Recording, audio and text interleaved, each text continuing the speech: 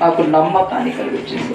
ఓ విశ్వాస అని పేరు పెట్టుకున్నా కానీ విశ్వాసానికి తగ్గ నమ్మకం నాలో లేకపోయింది.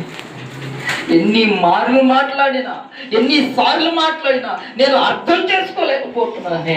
నీ మనసుతో మాట్లాడు. దేవుడు నీలో ఉంచిన ఆ ఒక ఆలయంలో ఆ ఒక్క లోపల దాగి ఉన్న ఆత్మతో నీవు దర్శించు. ఇదిగో దేవునిది వచ్చిన ఆత్మ దేవునికి అప్పగించాలని నువ్వు సిద్ధంగా ఉన్నావా? దేవుడు ఈరోజు నీతోనే సూటిగా నీతోనే మాట్లాడు. ఇదిగో భార్య భర్తల మధ్య ఈ భూ ఆశలను బట్టి ఇంకా ఏం కోరుకుంటున్నావు?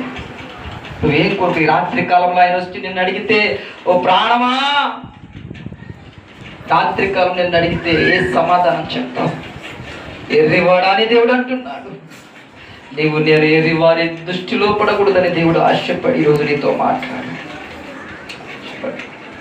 దేవుడు నీతో మాట్లాడు. ఇదిగో తిరుము తాగుము ధరించుమని ఈ యొక్క లోక ఆశను బట్టి నువ్వు ఉండక పర సంబంధమైనది దేవుని వర్తమానాలు ఆకాశం నుండి ఇవ్వబడిన ఆ గొప్ప ఈవులను మాటలను మర్మాలను నీకు దేవుడు తెలియపరిచినప్పుడు నీవు అర్థం చేసుకుంటున్నావా?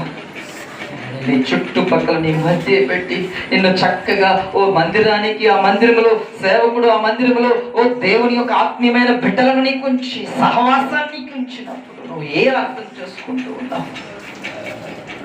ఎంత దూరం పరిగెడితే లోకంలో అపవాదికి చోటు ఇవ్వకండి.